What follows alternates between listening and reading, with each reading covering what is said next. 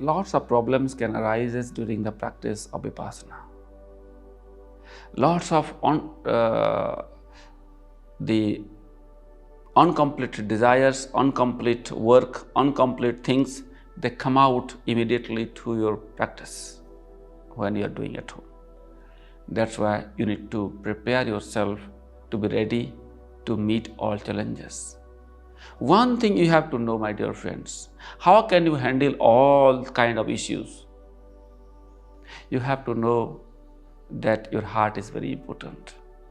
Once you accept everything as so easily, then everything start behaving you as very easy.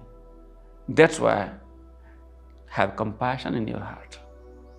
Buddha was very compassionate. That's why even people came to kill him, but he was very much still relaxed. So, your life,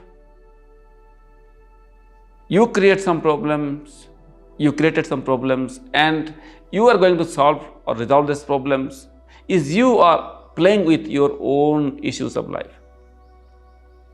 But here, we are only dedicated to our own self, the awareness.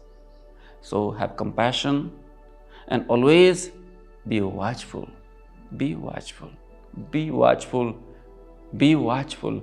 Only just see the reality, what's going on without involvement. Okay?